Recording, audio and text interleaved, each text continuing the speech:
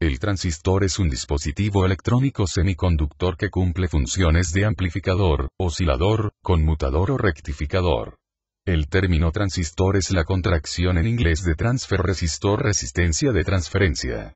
Actualmente se los encuentra prácticamente en todos los artefactos domésticos de uso diario: radios, televisores, grabadoras, reproductores de audio y video, etc.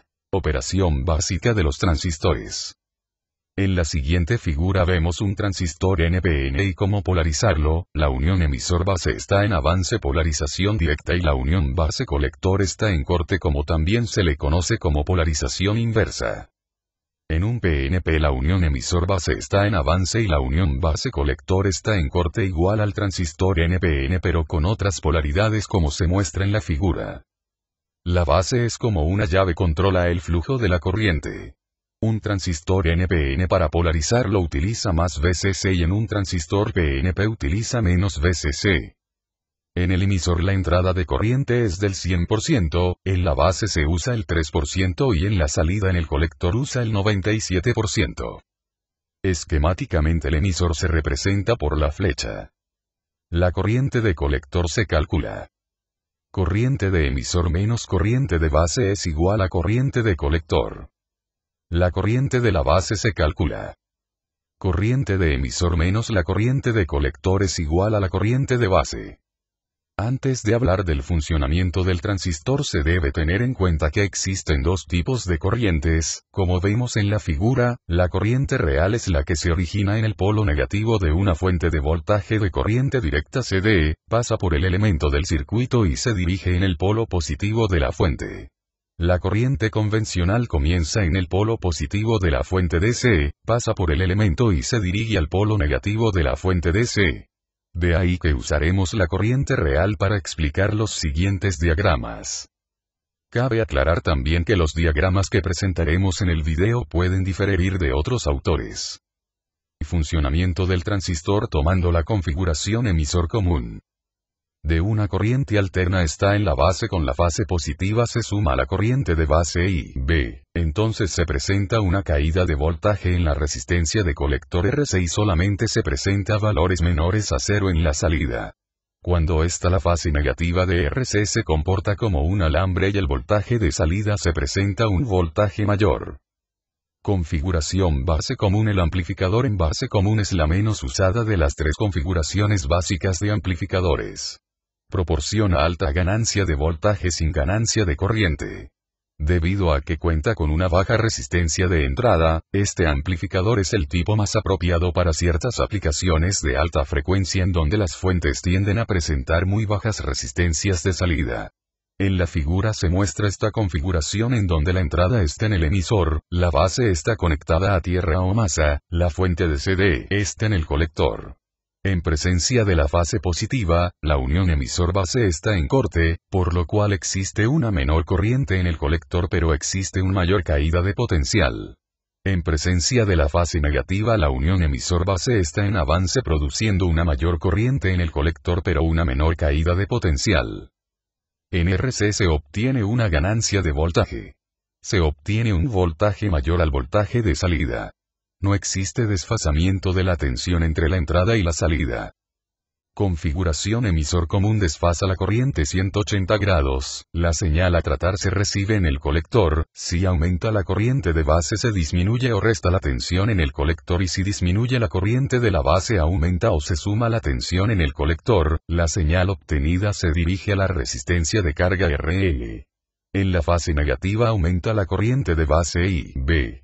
Y la corriente de emisor I, E. Disminuye la corriente de colector IC. Y aumenta el voltaje en la resistencia de carga RL. Configuración colector común. La configuración común se utiliza principalmente para propósitos del acoplamiento de impedancias, ya que cuenta con una alta impedancia de entrada y una baja impedancia de salida, de forma contraria a las impedancias de las configuraciones de base común y las de emisor común. Para enviar el colector a tierra o masa se coloca un capacitor. La entrada está en la base y la salida está en el emisor. En ausencia de señal, los potenciales de base y emisor se mantienen constantes y son de polaridad negativa. Sin embargo, cuando a la entrada de la etapa presenta la alternancia positiva del ciclo de la señal, la polarización del diodo de entrada aumenta, provocándose con esto, el aumento de la corriente de salida, cuya corriente al cerrar su circuito por el emisor, causará una mayor caída de voltaje en los extremos de la carga de salida Re. Por lo cual, el emisor se hace menos negativo.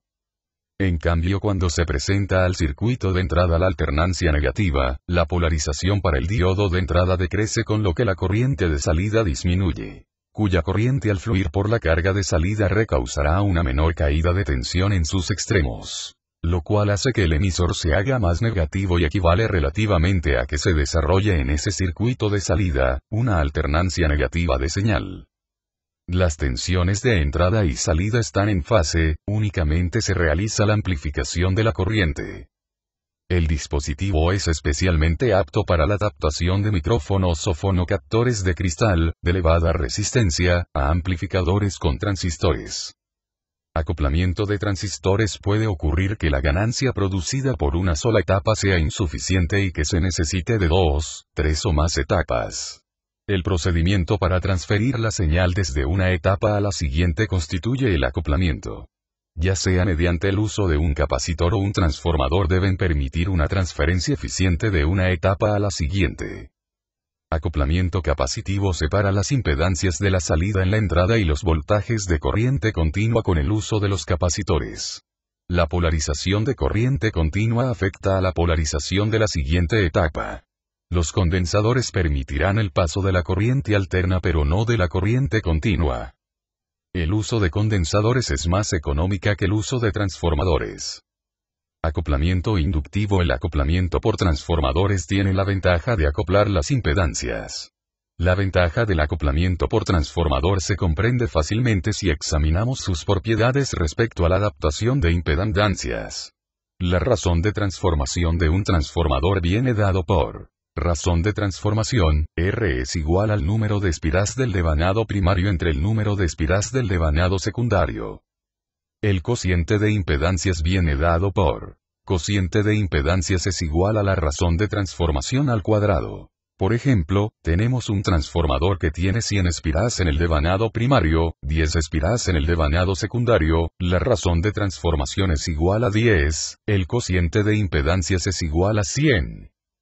Esto significa que la carga que percibe el colector del transistor será 100 veces la impedancia de la carga real. Si esta es de 10 ohms, el colector percibirá una carga de 10 por 100, esto es igual a 1000 ohms. El acoplamiento por transformador se usa a menudo en amplificadores de alta frecuencia, como los de las secciones de RF radiofrecuencia y DF y frecuencia intermedia de receptores de radio y TV.